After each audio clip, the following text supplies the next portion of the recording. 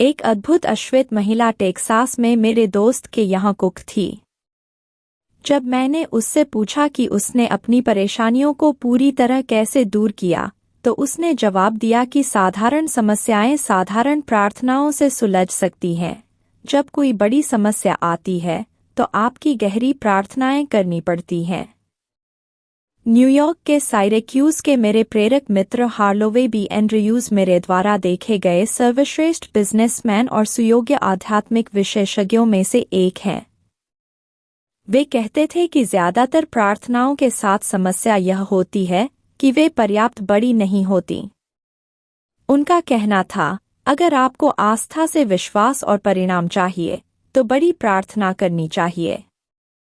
ईश्वर आपकी प्रार्थनाओं के आकार के हिसाब से आपको परिणाम देंगे, इसमें कोई संदेह नहीं कि वे सही थे, क्योंकि बाइबल में लिखा है, आपकी आस्था के अनुरूप ही आपको मिलेगा। तो आपकी समस्या जितनी बड़ी हो, आपकी प्रार्थना भी उतनी ही बड़ी होनी चाहिए। गायक रोलैंड हेज ने अपने दादाजी को कोट करते हुए मुझे बताया, जिनकी शिक्षा उनके पोते के बराबर नहीं थी, परंतु उनकी आंतरिक बुद्धि स्पष्ट रूप से प्रशंसनीय थी। उन्होंने कहा, बहुत सी प्रार्थनाओं के साथ समस्या यह होती है कि उनमें कोई गहराई नहीं होती। अपनी प्रार्थनाओं को अपनी शंकाओं, अपने डरों, अपनी हीनताओं की गहराई में ले जाएं। गहरी और बड़ी प्रार्थनाएं करें जिनमें पर्याप्त गहराई हो। इसके बाद आप में शक्तिशाली और महत्वपूर्ण आस्था विकसित हो जाएगी। किसी योग्य आध्यात्मिक सलाहकार के पास जाएं और उससे सीखें कि आपको किस तरह आस्था विकसित करनी चाहिए। आस्था को हासिल करने व इसका उपयोग करने की कुशलता और इसके द्वारा दी गई शक्तियों को मुक्त करने की प्रवीणता ऐसी योग्यताएं हैं जो बाकी योग्यताओं की तरह बड़ी, सीखी और अपनाई जानी चाहिए। अभ्यास से ही आप इसमें पारंगत होंगे। इस अध्याय के अंत में आपकी हीन भावना के पैटर्न को दूर करने और आस्था विकसित करने के लिए 10 सुझाव दिए गए हैं। इन नियमों पर लगन से अभ्यास करें। ये नियम आत्मविश्वास विकसित करने में आपकी मदद करेंगे, क्योंकि वे आपकी हीन भावनाओं को तितर-बितर कर देंगे, चाहे उनकी जड़ें कितनी ही गहरी क्यों न जमी हों। इस बिंदु पर मैं यह बताना चाहता हूं कि आत्मविश्वास की भावनाओं को बढ़ाने के लिए अपने मस्तिष्क को विश्वास के सुझाव देना बहुत असरदार होता है। अगर आपके मस्तिष्क में असुरक्षा और अयोग्यता के विचार प्रबलता से भरे हुए हों, तो ऐसा इस वजह से है क्योंकि इसी तरह के विचार लंबे समय से आपके चिंतन पर हावी रहे हैं। आपको अपने मस्तिष्क के विचारों को दूसरा और अधिक सकारात्मक पैटर्न देना चाहिए। ऐसा आस्था और विश्वास के लगातार सुझाव देकर किया जा सकता है। यदि आप अपने मस्तिष्क को फिर से प्रशिक्षित करना चाहते हैं और इसे शक्ति उत्पादक प्लांट में बदलना चाहते हैं, तो दैनिक जीवन की व्यस्त गतिविधियों में विचारों का अनुशासन जरूरी है। आपके रोजमर्रा के जीवन के बीच में भी विश्वास के विचारों को चेतना के अंदर धकेलना संभव है। आइए मैं आपको उस व्यक्ति के बारे में बताऊं जिसने एक अद्भुत विधि द्वारा ऐसा किया। ठिठुरते हुए जाड़े की एक सुबह वह मिडवेस्टर्न सिटी की एक होटल में मुझे मिलने आया। मुझे 35 मील दूर दूसरे शहर में लेक्चर देने जाना था।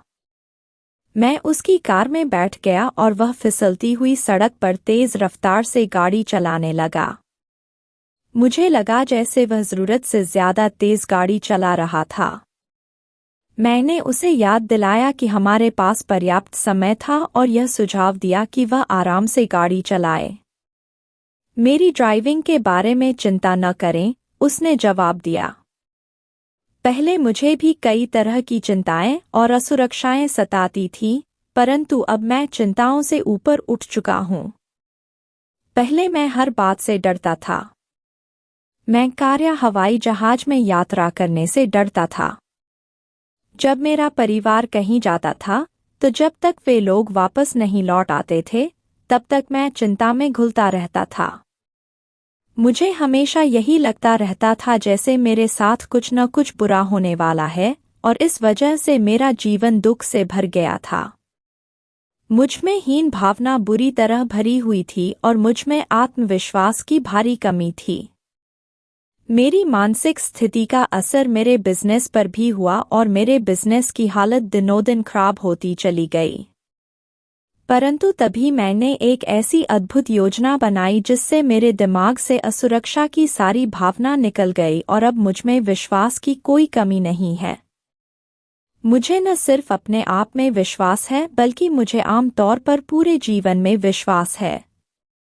और उसकी वह अद्भुत योजना क्या थी?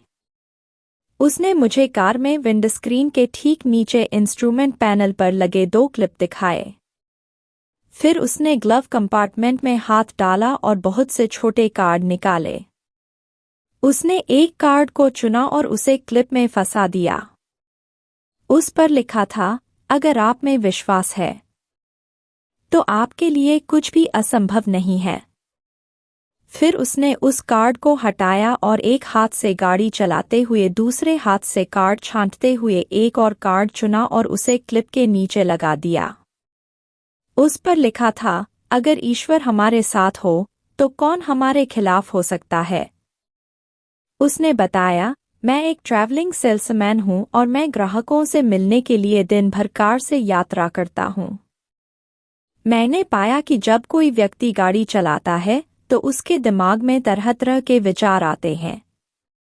अगर उसके विचारों का सिलसिला नकारात्मक है तो वह दिन भर में कई बुरी बातें सोचेगा और बुरे परिणामों की कल्पना करेगा, और यह उसके लिए अच्छा नहीं है। परंतु पहले मेरे साथ यही हुआ करता था। ग्राहकों से मुलाकात करने जाते हुए कार चलाते समय मेरे मन में डर और असफलता के विचार लगातार आते रहते थे और यह भी एक वजह थी कि मेरी बिक्री कम हो पाती थी। परंतु जब से मैंने इन कार्डों का प्रयोग शुरू किया है और इन शब्दों को याद कर लिया है, तब से मैंने अलग तरह से सोचना शुरू कर दिया है। पहले जो पुरानी असुरक्षाएं मुझे सताती थीं, वे अब मेरे मन से लगभग पूरी तरह निकल चुकी हैं। अब असफलता और अयोग्यता के डर के विचारों के बजाय मैं आस्था और साहस के विचार सोचने लगा हूँ। यह सचमुच आश्चर्यजनक है कि इस तरीके ने मुझे कितना बदल दिया है। इस अद्भुत तकनीक ने मेरे बिजनेस को भी चमका दिया है, क्योंकि अगर आप असफल होने की कल्पना करते हुए किसी ग्राहक के पास जाएंगे तो आपको बेचने में सफलता कैसे मिल सकती है। मेरे दोस्त की योजना सचमुच समझदारी की योजना थी। ईश्वर की उपस्थिति, उसका सहयोग, उसकी मदद, इन सब सकारात्मक बातों को इस व्यक्ति ने अपने मन में बिठा लिया था और इस वजह से उसने सचमुच अपने विचारों का सिलसिला बदल लिया। उसने असुरक्षा की लंबे समय से जमी हुई भावना को जड़ से खत्म कर दिया। उसने अपनी संभावित शक्तियों को जगा लिया था। हम किस तरह से सोचते हैं, इसके कारण ही हम असुरक्षा या सुरक्षा की भावना का निर्माण करते हैं।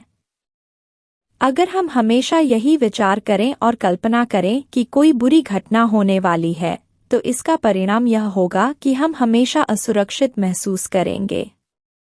इससे भी ज्यादा गंभीर बात यह है कि हम अपने विचारों की शक्ति द्वारा उन बुरी घटनाओं को आमंत्रण भी देते हैं जिनसे हम डर रहे हैं।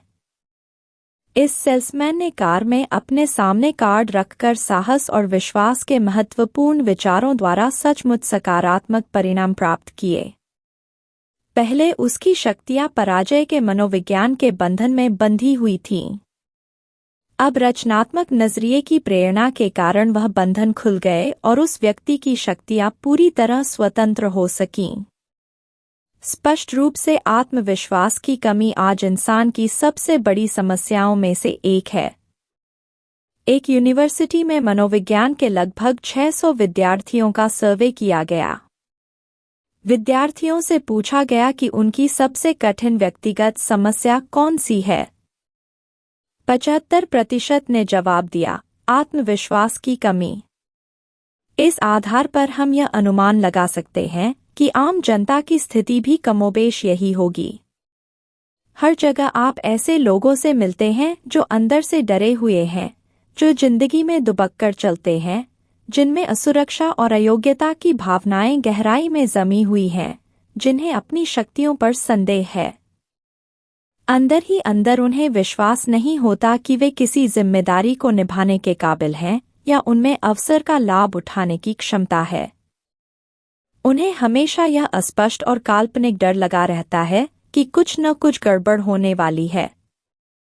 उन्हें यह विश्वास नहीं होता कि उनमें उतने सफल होने की काबिलियत है जितने सफल वे होना चाहते हैं।